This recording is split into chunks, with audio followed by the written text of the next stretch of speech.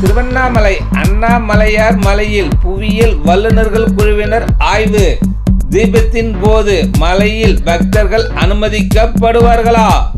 திருவண்ணாமலை அண்ணாமலையார் மலையில் பெஞ்சல் புயலால் கடந்த சில நாட்களுக்கு முன்பு பெய்த தொடர் மழையால் மண் சரிவில் 7 பேர் பரிதாபமாக உயிரிழந்தனர். இந்த நிகழ்வு அந்த பகுதியில் பெரும் சோகத்தை ஏற்படுத்தியது. இதற்கிடையே அருணாசலேஸ்வரர் கோவில் கார்த்திகை தீப திருவிழா தொடங்கி நடைபெற்று வருகிறது. வருகின்ற 13ஆம் தேதி மலையில் 6 மணிக்கு 2668 அடி கொண்ட மலை மீது மகா தீபம் ஏற்றப்படும். அப்போது 2500 பக்தர்கள் மாவட்ட நிர்வாகத்தால் அனுமதி வழங்கப்பட்டு வந்தது.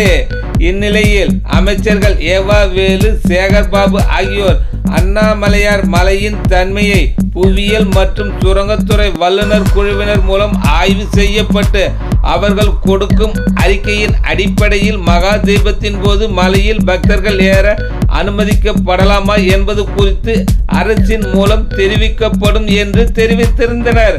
அதன்படி திருவண்ணாமலையில் மாவட்ட ஆட்சித்தலைவர் பாஸ்கர பாண்டியன் தலைமையில் மாவட்ட வருவாய் அலுவலர் ராம்பிரதீபன், புவியியல் மற்றும் சுரங்கத்துறை மண்டல இணை இயக்குனர் ஆறுமுக நயினார், உதவி இயக்குனர் லட்சுமி ராம்பிரசாத் சுந்தரராமன், சென்னை அண்ணா பல்கலைக்கழக இயக்கவியல் அடித்தள பொறியியல் துறை பேராசிரியர் பிரேமலதா உள்ளிட்ட குழுவினர் அண்ணாமலையார் மலை மீது ஆய்வு பணி செய்தனர். இது குறித்து மாவட்ட ஆட்சித்தலைவர் பாஸ்கர பாண்டியன் கூறியது: அண்ணாமலையார் மலை மீது புவியியல் வல்லுநர் குழுவினர் ஏறி சென்று அங்குள்ள மண் மற்றும் பாறைகள் தன்மை ஆய்வு செய்தனர்.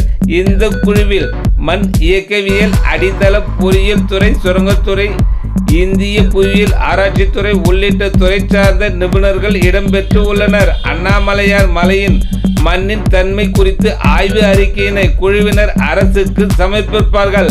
அதன் அடிப்படையில் மகா தீபம் ஏற்றும் போது பக்தர்கள் மலை மீது ஏற அனுமதிப்பது குறித்து அரசின் சார்பாக முடிவு செய்து தெரிவிக்கப்படும் என்று கூறினார்.